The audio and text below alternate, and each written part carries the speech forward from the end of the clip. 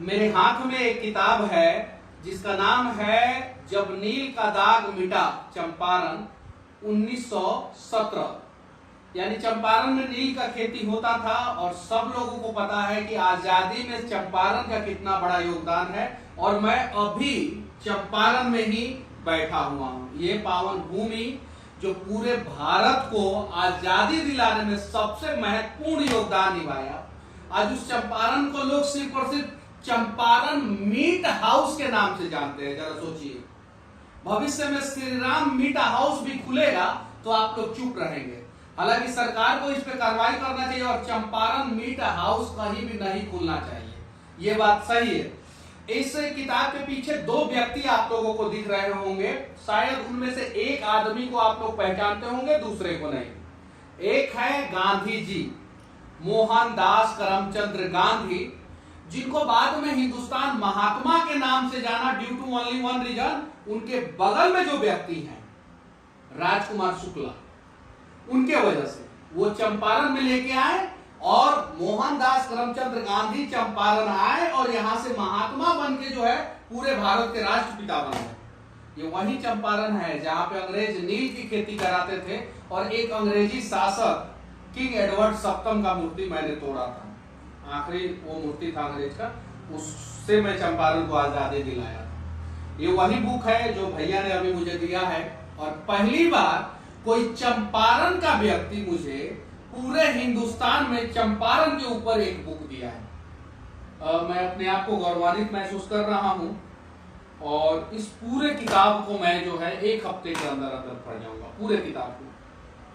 क्योंकि पूरे भारत के आजादी में सबसे बड़ा योगदान अगर किसी जिला का है, किसी भी जिला का, पूरे देश की बात कर रहा हूं, उसमें सबसे बड़ा योगदान जो है वो चंपारण का है। ये बात जो है नरेंद्र दामोदर दास मोदी जी भी कह चुके हैं, महात्मा गांधी जी भी कह चुके हैं, सुभाष चंद्र बोस भी यहाँ पे आए हैं, वो भी कह चुके हैं। और इस देश का ऐसा कोई स्वतंत्रता सेनानी जो ना हो, भगत सिंह को आश्रय दिए थे जब भगत सिंह अंग्रेज उन्हें पकड़ने का प्रयास कर रहे थे तो चंपारण जो है आश्रय दिया था भगत सिंह को। ये चीजें हैं।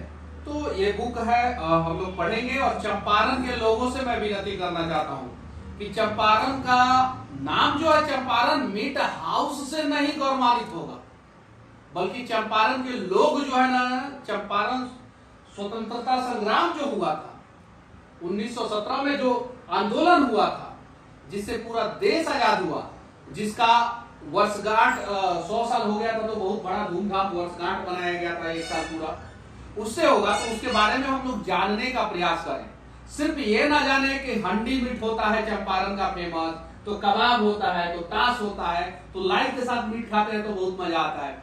यहाँ के लोगों को कितना कष्ट हुआ था जब नील की खेती कराई जाती थी, पूरा भूमि जो है बंजर हो जाता था। और दुनिया का सबसे उपजाऊ जमीन जो है पूरी दुनिया का, नॉट ओनली इन इंडिया, पूरे दुनिया में सबसे ज्यादा उपजाऊ जमीन कहीं था तो वो चंपारण में था।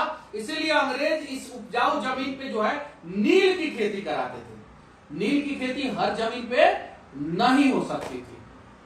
तो इस चंपारण के बारे में आइए जानने का प्रयास करें और देश के सभी लोगों को जानना चाहिए। चंपारण तो देश को आजाद करा दिया, लेकिन क्या आपको पता है कि आज 2022 में चंपारण आजाद है कि नहीं है? नहीं है चंपारण आजाद। सिर्फ और सिर्फ आजादी का अमृत महोत्सव जो है वो मनाया जाता है, लेकिन आज भी चंपारण में जो समस्याएं हैं, आज भी नील की खेती को बदल के गन्ने की खेती में कन्वर्ट कर दिया गया और चंपारण के किसान से आज जबरदस्ती गन्ना की खेती कराई जाती है। समस्या वही था, पहले नील का समस्या था, अब गन्ने का समस्या है। पेमेंट सही समय पे नहीं मिलता है, जमीन बंजर हो जा रहा है गन्ने की वजह से, उसका खाद नहीं दे रहा है मिल, प्रॉपर तरीके से बीज नहीं दे रहा है, जिसके वजह से जो किसान जो है गन्ना लगा रहा है उसको समस्या हो रहा है। तो क्या चंपारण आजाद है? चलिए एक प्रयास किया जाए कि भारत की आजादी में चंपारण की आजादी को भी ढूंढा जाए और कहां तक हम लोग सफल होते हैं। सिर्फ चंपारण के लोगों से विनती करना चाहता हूं कि आप लोग कम से कम, बाहर के लोग क्यों आपके लिए लड़ेंगे, कम से कम आप लोग तो आवाज उठाएं। हम इतने पावन भूमि पे पैदा हुए हैं, जो पूरे देश को आजादी दिलाया, वही चंपारण के लोग जो है सो गए आजादी के बाद। जरा सोचिए।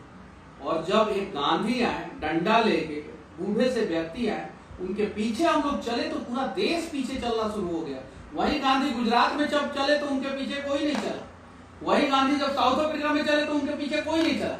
जब चंपारण में चले तो उसके बाद से पूरा देश उनके पीछे चलने लगा, और गांधी उसके बाद से कहीं भी गए पूरा देश उनके पीछे गया, और तब जाके देश आजाद हुआ। तो नील का दाग मिटा चंपारण।